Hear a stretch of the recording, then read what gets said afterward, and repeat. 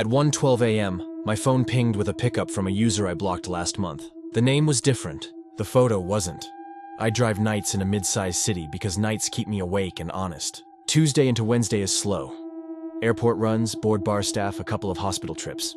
That night felt normal until 1:12 a.m. My driver app pinged, pickup, 6 minutes away.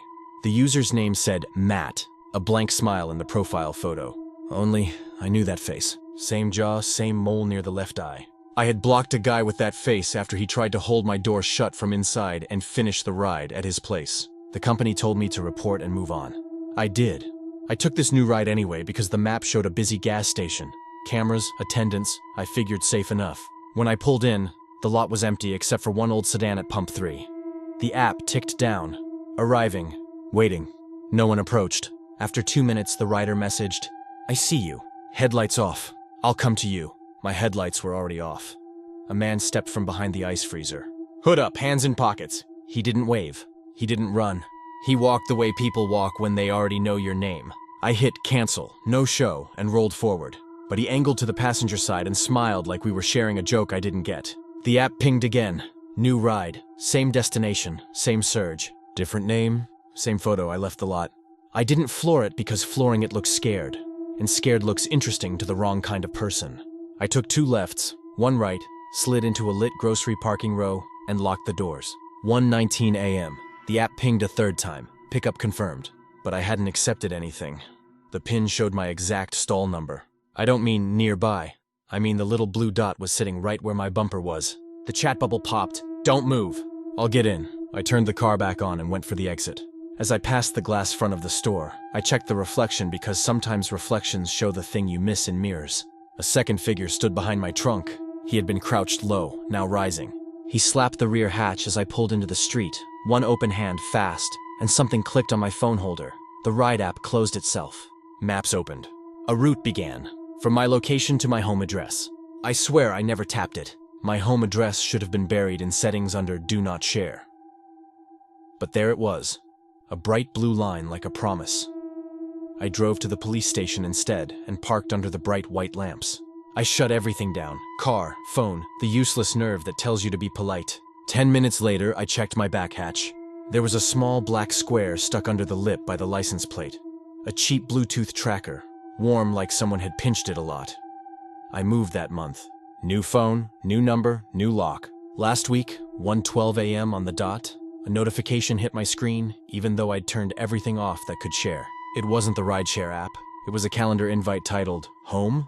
The location field was empty. The description said, Headlights off. At 2:03 a.m., the baby monitor whispered, He's thirsty, and a glass of water slid across the kitchen table by itself. I take babysitting gigs through a neighborhood app. I like the easy ones, sleeping babies, parents home by 2, cash on the counter. The Bensons lived in a brick duplex near the park. Nice people. 2 cameras inside, 1 outside. Their son Theo had a soft blue nightlight that made the room feel like an aquarium. He was already asleep when they left at 10:42 p.m. Around midnight I did the rounds. Doors locked, stove off, dog watered. At 1:31 a.m. the hallway camera pinged my phone. Just the auto motion on the heat vent. Normal. I texted mom. All good. At 2:03 a.m. the baby monitor crackled. Not static. Not Theo. A voice. It was small and flat, like a recording from a pocket. It said, He's thirsty. I froze. Then I heard water. Not running, sliding. In the kitchen, the half-full glass I'd left near the sink was inching across the table all by itself. Not fast, not dramatic. Just enough to tell me I wasn't alone in deciding where things go. I lifted the monitor screen. Theo was on his side, breathing slow. A shadow crossed the blue light from left to right, like someone walked between the nightlight and the crib. I stepped into the hall and the floorboard by the vent popped, as if someone shifted their weight there to avoid another creak. I said, hello? To no one and everyone. I took the dog with me because courage is easier with paws. Theo's door was open exactly 3 inches, a parent's measure. I pushed it slowly. The room felt colder than the hall. The baby slept. The nightlight showed empty corners, perfect toy bins, and the monitor on the dresser with its little antenna aimed at me like a finger. The closet door clicked. Not opened. Clicked, like the latch was pressed and released by someone who has done that to be funny before. I whispered, Mr. Benson? Like maybe the dad had come back for his wallet. The dog's hackles rose and he leaned his weight into my shin. The closet didn't open. Back in the kitchen, the glass now sat at the table's edge, a dark ring where it had started. The hallway camera pinged again. Person detected. The thumbnail showed me in the hall from behind, except I was in the kitchen. When I tapped live view, the image flipped to the current feed. An empty hallway, the blue leak of the nightlight at the far end. I set the glass on the counter, put a new one beside it, and filled both with water. Then I said, out loud, to the room that had no one, "We're good. He's good." The monitor breathed static like a sleeping animal. I sat on the couch and counted my breaths until I heard keys at 2:41 a.m. In the morning, Mrs. Benson texted, "Thank you. Weird. Theo drank 2 full bottles last night and his sippy was still full. Did you top it up?" I typed no, then deleted it and wrote, "He was fine." A week later, they messaged again. "Hey, strange question. Did you ever hear a voice on the monitor? It said he's thirsty around 2 a.m. I stared at the phone. Another message came before I replied. "Also, do you know why there's a water ring on the kitchen table? Under his baby cup?" At 3:09 a.m., the front desk phone rang from a room we had shut down for repairs. When I answered, the caller whispered my name. I worked night audit at a 12-story hotel off the highway. Weeknights are dead. Truckers, nurses, one band with too much gear. We kept room 1407 out of service because a water line burst 2 weeks earlier. Maintenance stripped the drywall. No bed, no carpet, just concrete and silver pipes like exposed bones. At 3:09 a.m., the switchboard lit. 1407, front desk. It shouldn't have been able to dial out. I picked up because curiosity is the last free thing we have. "Front desk," I said. Silence. Then a whisper. "You left the key." I looked at the pegboard. The master key ring had one hook empty. 1407, maint.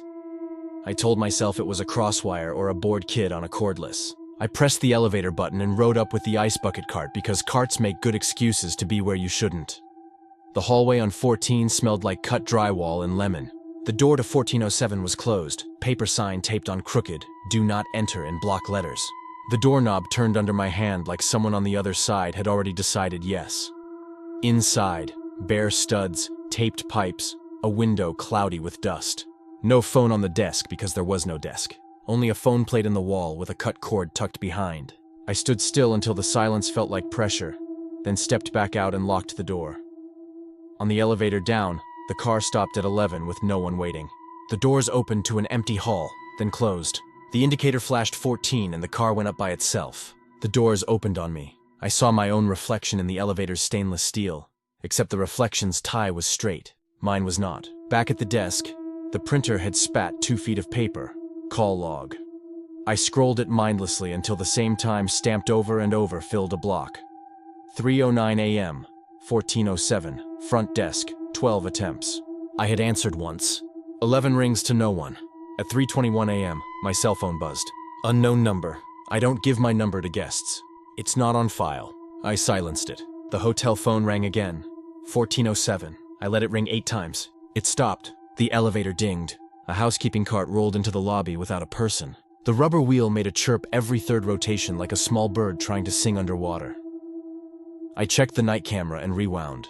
In the grainy footage, the cart slid from the service corridor at a steady angle. Wheels aimed true, no push. The footage glitched right as it crossed a shadow near the wall, and then it was a foot closer to me like time had cut. At 3:29 a.m., I went back to 1407, because sometimes you test the hot pan to prove your hand is still yours. The paper sign now read, "Do not re-enter." Tiny difference, same pen. The key turned, stubborn. Inside, on the exposed stud where a nightstand would be, someone had pinned a towel tag with the date from last week, and my first name written in blocky letters. Not my handwriting. I brought it down in a plastic bag and left it by the manager's computer. When the day shift came in, I told him about the call. He said crosswires happen and towel tags get misplaced. He tossed the bag toward the laundry bin.